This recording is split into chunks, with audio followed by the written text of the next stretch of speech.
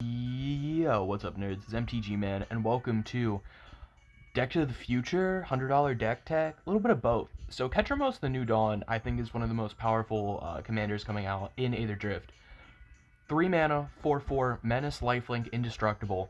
Can't attack or block unless there are 7 or more cards in exile, and whenever 1 or more cards are put into exile from graveyards and or the battlefield during your turn, you draw a card and you lose 1 life.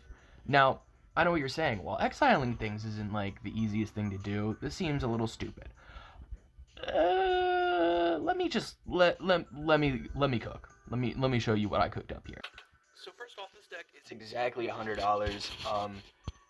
You know how it is. It is what it is. Exactly 100. Let's just get into it. So what's the game plan here? Well, the game plan is to exile as much as possible so that we can draw as many cards as possible during our turn. But if you notice, we lose 1 life every time we exile a card and exile something and draw a card, right? So we use cards like Creeping Bloodsucker and Kambal, and Obdzat, which Obdzat also exiles itself at the end step, so we would draw a card, and then brings itself back. So it's another way to keep drawing cards while also like continuously gaining life, which we need so that we do not die. Soul Warden, Soul Attendant, Tithe Drinker, so that we can extort to gain a bunch of life. Wall of Reverence, we gain life on our end step.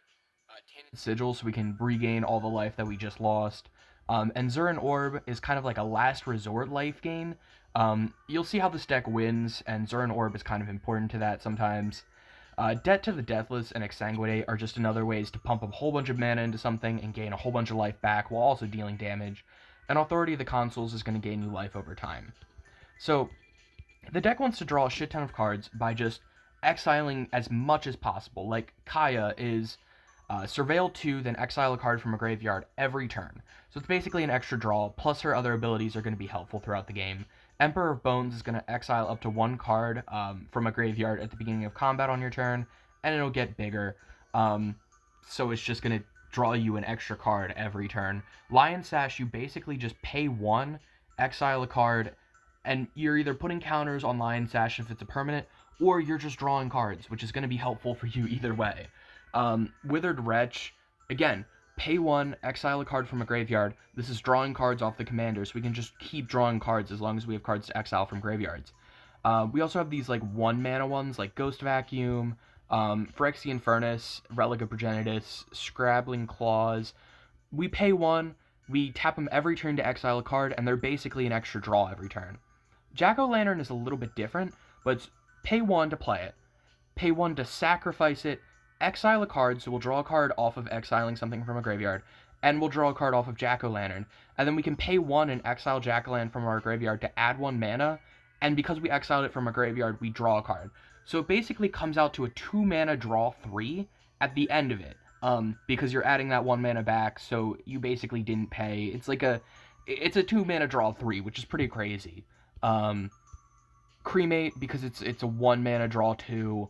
Purify the Grave, because you can pay 1, exile a card from a graveyard, draw a card off of your commander, then flashback it to exile another card from the graveyard, which will draw from your commander, and then because you exile it when you flashback it, you then draw a 3rd card. Same with Rotten Reunion. Basically, at this point, it's like a 2 mana draw 3. This is a 3 mana draw 3. Basically, you just want to go through your deck as fast as possible while drawing cards. Fumigate is a board wipe that'll also help you gain a bunch of life. Your commander has Indestructible, so you really do not care about most of your other creatures. Ujitai Exemplars, it exiles itself, then returns it to the battlefield tapped under its owner's control whenever you cast a non-creature spell. So every time you cast a non-creature spell, you get an exile trigger, so you will draw a card and lose 1 life. So it's basically Archmage Emeritus, but like white. And I guess it could also tap other creatures and gain first strike and lifelink, but we don't really care about that. We care about drawing a card every time we cast a non-creature spell. The deck also plays like some light draw, like Disciple of Bolas. I just really like in this deck because you can sacrifice your other shit. It gains you life, it draws you cards. It's kind of whatever you need at that moment. Reckoner's Bargain also gains you life, draws you cards, so it felt like a solid inclusion.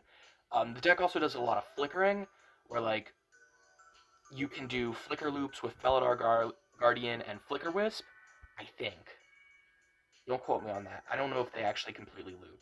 You might need like one of the angels instead. But you exile one creature. When it comes back, it exiles the second creature, which will exile it back. You do that over and over again to draw as many cards as you need. Kind of just like a stronger not necropotence. What's that card? Ad nauseum. But yeah, so we have Charming Prince, Felidar Guardian, Flicker Wisp, and Ephemerate for uh like ways to flicker things. Um, the deck also plays some mill because we want to make sure there are things in the graveyard to exile. So like Mind Rat Harpy, Ghoul Caller's Bell, Unseal the Necropolis, Dire Sight is kind of like self mill because it lets you surveil. Discerning Taste lets you put cards in your hand, which you need. It lets you put cards in your graveyard, which you need, and it lets you gain life, which you need. So it basically does everything you need. Ransack the Lab puts one card in hand and two in the graveyard, so it's kind of like self mill. Cemetery Tampering is self mill. Again, you probably want to get rid of your opponent's graveyards first, but it's nice to have your own graveyard full so you never run out of options. You can also kind of like protect some of your board with things like prismatic strands, which you can then also use the flashback. And when you flashback it, you'll draw a card if it's your turn. Um, Loyal Warhound, it's just kind of here for ramp. Plus, it's a nice flicker target. Arcane Signet, Felwar Stone, Orzhov Signet, Soul Ring, Talisman of Hierarchy, Wand of the World Soul, which will also help you cast some of your like Exsanguinates, um, because you can give it Convoke, and you have a lot of like smaller creatures that are there to gain you life. Black Market Connection draws you cards, gains you life, puts bodies on the board. Smuggler's Share can draw you cards and create treasure tokens. Uh, I mean to say gain life. It loses you life, but you create treasure tokens. Moving into removal, all of our removal exiles things, which is usually the better way to remove things to begin with, but also when we're exiling, we're drawing more cards. Sure, we're losing more life, but we're drawing more cards, and that's what the deck really cares about. So Skyclave Apparition, Anguished Unmaking, March of Otherworldly Light, Path to Exile, Swords to Plowshares, Vanishing Verse, Exercise. Um, it's a good amount of removal. Moving into tutors, there's a Wishclaw Talisman, a Beseech the Queen, a Profane Tutor. You kind of just want a tutor for your win cons you can win. Win cons being Gix, Yawgmoth, Praetor, because you're going to be drawing so many cards, you can just pay that 7, discard your hand, exile the top like 10, 15 cards from your opponent's library, and then just kind of win the game from there. Psychosis Crawler, so whenever you draw a card, each opponent loses a life. So now you're going life neutral with them every time you draw a card. You ramp out to Psychosis Crawler, you just keep drawing cards, and eventually you'll win the game through it. Starving Revenant can kind of offset your life loss, because you'll gain 1 every time you draw a card if you have the Descend 8 ability active. And your opponent will lose 1 life, so you can kind of just burn them out through drawing cards. And then the real win con, Sickening Dreams. So you discard X cards, and it deals X damage to each creature and each player. This is why you also need to have life gain in the deck, because if you do not have life gain, you will kill yourself with Sickening Dreams.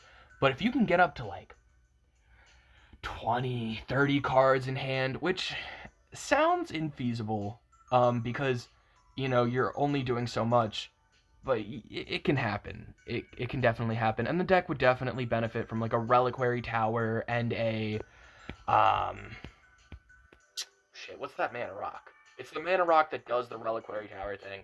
But I actually just did not have budget space for them. I feel like you could probably cut out like Felowar Guardian and include a tower, but that's on you. That's on you. This is just how I would build the deck. Lands-wise, we have Caves of Koilos, Command Towers, Concealed Courtyard, Desolate Mire, Faded Heath, Isolated Chapel, Plains, Shine Shadow Snarl, Swamps, Temple of Silence, and Vault of the Archangel. Vault of the Archangel is partially here just to, like, you give everything lifelink, and then you don't die. Since not dying is kind of important to this deck. I forgot to tag Mind Stone, but Mind Stone's just another piece of ramp. And then Shieldred the Apocalypse, I put in the maybe board, because it would not fit in the budget of the deck. But boy, oh boy, does Shieldred the Apocalypse go hard in this deck. You basically then just go unpunished for, drawing a shit ton of cards. And there's probably ways to speed up this deck so you can draw cards faster and you can exile more things. But, like, this is a $100 budget brew. This is kind of just showing you like a general what I would be putting in the deck. So let's just get into it. This is a good bad hand because it no. This is you see what I mean? I love Mana Box, but I swear their shuffling algorithm is hot garbage. But I think we have to keep this hand. So we go like Plains turn 1. We can path to exile if we need to, but we probably do not need to. Talisman of Hierarchy, pass. Plains, Orzhov Signet, ramp out, Commander. Because the Commander, only 3 mana. This comes down turn 3. And then we would untap with our Commander on board. If we want to here, we can path to exile to remove something, draw a card off of our Commander. We can black, well, so technically we go 1 white, black, floating, pay life for black, so now we have black, white, floating. We could play Withered Wretch, use the white floating for Relic of Progenitus, tap it, exile a card from opponent's graveyard, draw a card. Play a Swamp for turn, Withered Wretch, exile a card from a graveyard, draw a card. Zuran Orb for free, exile a card from a graveyard, draw a card. At this point, we can either Beseech the Queen next turn for some sort of win con, whether that's Gix, whether that's probably not Sickening Dreams at this point. We don't have enough going on for Sickening Dreams. The deck kind of wants to build to Sickening Dreams, but so then we go to this turn, and then we go, okay, so we exile a card, we draw a card. We play Vault of the Archangel. We go 1 black, and we have 1 white floating. We search our library for a card with Beseech the Queen. Probably not go for anything. Like, we want something game-winning, but we don't want something nuts at this point. Probably go for Psychosis Crawler. Move it to hand. I don't think we can't run it out this turn, but then we just exile a card from a graveyard, draw a card, exile a card from a graveyard, draw a card, probably run out Authority of the Consuls so we start gaining life on our opponent's turns, and then move into turn 6, Psychosis Crawler, exile a card from a graveyard, draw a card, from Relic of Progenitus, and then just like Waterstone, tap it, exile a card from a graveyard, draw a card. Psychosis Crawler triggers. Every time you draw a card, each opponent loses 1 life. And as soon as we start dipping low on life, which we probably won't because of Authority of the Consuls, but we can either start sacrificing lands with Zuran Orb, we can debt to the Deathless so that, turn 7 we can go like 1, 2, 3, 4, 5, 6, so 4. Each opponent loses 8 life. We gain life equal to the life lost this way, so we gain 24 life, and we're basically back to where we want to be. Every time we draw a card, Psychosis Crawler will continue to burn, and the deck just kind of keeps going. I think, personally, it's a nutty commander, and I think there's a lot you can do here, okay? I think you can go all in on the Flicker shit. If you go all in on Flicker, you could probably do something like drawing through your entire library, but not dying because of, like, Platinum Angel or something. And Platinum Angel will keep you from running out of life. So you could do something like that. You could not go all in on Flicker, but definitely get in like a Reliquary Tower and a... It's not a Darksteel Ingot. What does it do? Maximum. Well, you could definitely include like a spell book. The Cantor of Endless Water would work. Reliquary Tower, Thought Vessel. Thought Vessel is what I was thinking of. Spellbook. So you could definitely go into the no maximum hand size rule, and then really go all in with like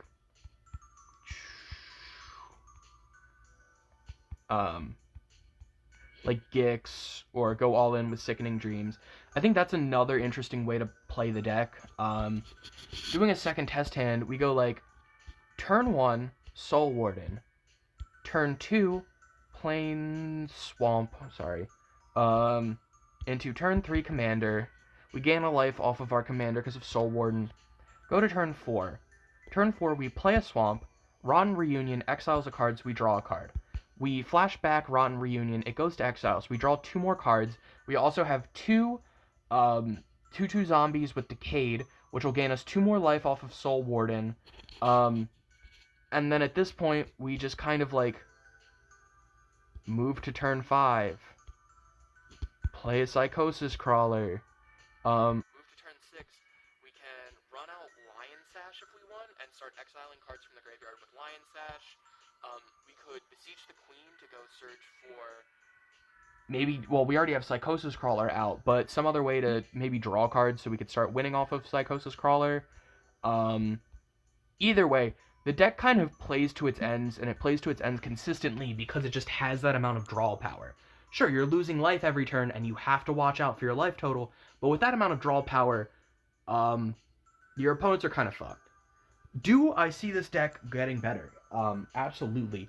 I feel like this could absolutely reach a CEDH level, right? So if we look at some of the biggest commanders in CDH, and this isn't like an official whatever, but like if we look at some of the top commanders in CDH at the moment, we have Thrasios, which is basically known for scrying, putting lands on the battlefield, and drawing cards.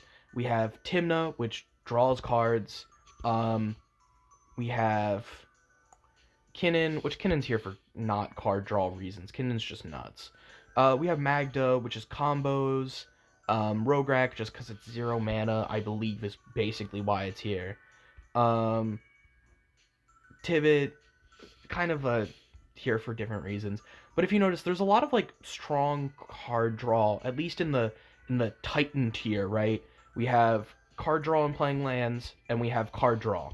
And they're considered like the top 2 at the moment. So I mean, just looking at it that way, I think there's a lot of room for potential.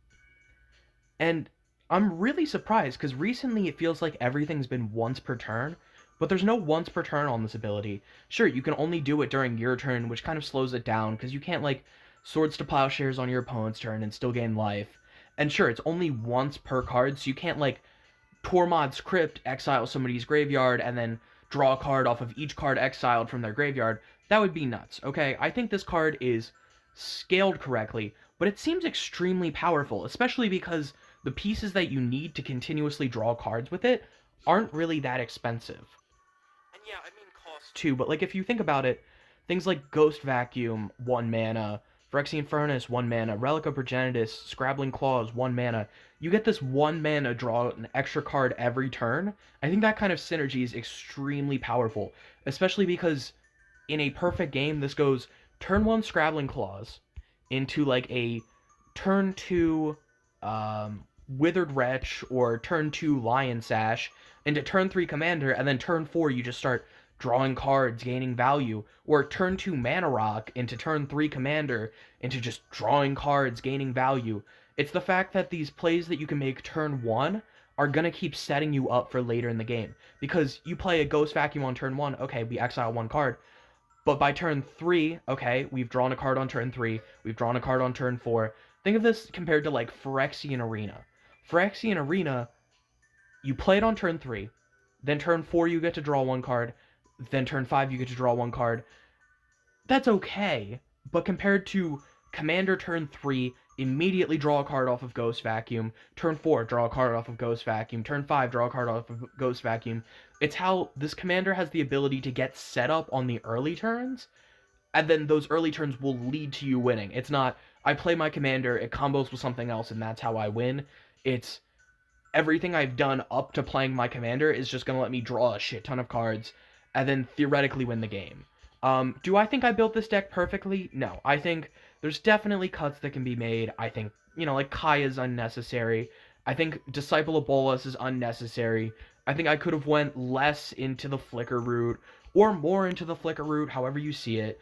I could have played less life gain because, 1 life every time sure really isn't going to kill me. I could play more board wipes because the commander has indestructible, so you might as well just wipe the board over and over again so your opponents can't do shit against you. there's definitely a bajillion ways that could have went. I could have played less mill and just hoped, my opponents are going to have their graveyards full as well. But I think it's important to have some sort of way to fill graveyards so that you can make sure you're drawing cards. Because an opponent can just choose not to play the game, okay? They can just say, okay, they're gaining value from stuff going to the graveyard, so I'm just going to not have stuff go to the graveyard. I also think I should have played more like disenchant and feed the swarm type of infects. I think destroying enchantments is actually going to be important for this deck because if you see something like Rest in Peace hit the board, where it's like if a card or token would be put into the graveyard, exile instead, I think Rest in Peace is just going to kill. It's just going to kill your game plan. Because yeah, you'll get the one draw off of it, but then everything else is exiled instead of being put into the graveyard. It doesn't go into the graveyard and then get exiled. It's just in exile, as far as I know. So you see Rest in Peace, and your game plan's basically over. So I think being able to make sure you can avoid that kind of counterplay is super important to the deck. That being said, this has been MTG Man. Let me know, what other Aether Drift cards are you really excited for? I mean, there's that like take 2 extra combat card. That one looks pretty nuts. I'm really excited for that. As I said in the last video, a lot of the other commanders have been kind of unenthusing, which I think it's really funny that I said, oh man, these commanders look like a letdown. And then immediately the next one I see is an absolute banger. Um, that being said, like and subscribe. And I will see you in the next one, y'all. Peace.